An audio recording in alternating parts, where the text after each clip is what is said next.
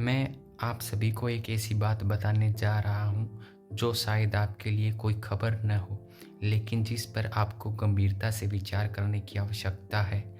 आप इतिहास के सबसे रोमांचक और सबसे तेज़ परिवर्तन वाले दौर से जी रहे हैं।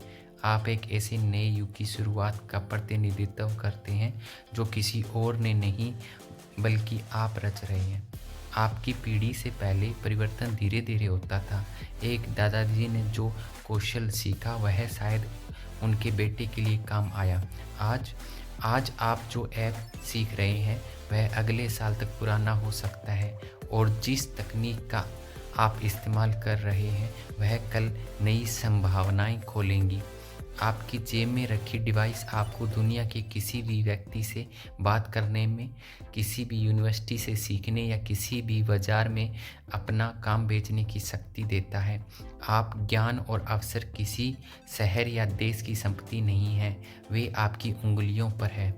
आर्टिफ़िशियल इंटेलिजेंस आपकी कक्षाओं में, आपके गेमिंग में और आपके भविष्य की नौकरियों में घुस चुका है। यह डराने वाली चीज़ नहीं है, यह एक शक्तिशाली उपकरण है। जो काम उबाऊ और दोहराव वाले थे, वे अब मशीनों द्वारा किए जाएँगे। इसका अर्थ यह है कि आपका समय केवल रचनात्मक, नवाचार और जटिल सोच के लिए बचा है। आप केवल अपने शहर के नागरिक नहीं हैं, आप एक वैश्विक टीम का हिस्सा हैं। आप इंस्टाग्राम पर जो पोस्ट करते हैं, वह दुनिया भर के लोगों को प्रभावित कर सकता है। आपकी आवाज़, आपके विचार और आपकी चिंताएँ पहले से कहीं ज़्यादा मायने रखती हैं। इस नए तेज़ तर्रार युग में सफल होने के लिए आपको नियमों का पालन करना होगा। ये नियम किसी पाठ्यपुस्तक में नहीं है, ये आपके दिमाग और दिल में है।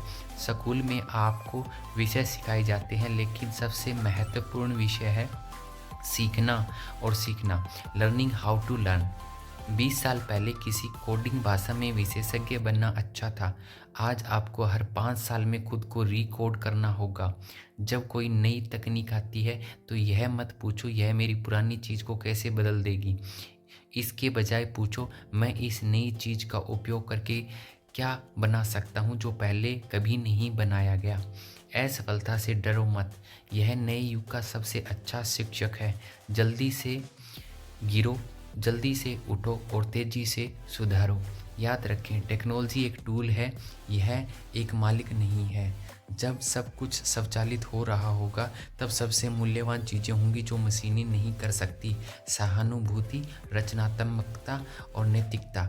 जहाँ सहानुभूति किसी दूसरे के दृष्टिकोण से दुनिया को देखना, समस्याओं को हल करने से पहले लोगों को समझना।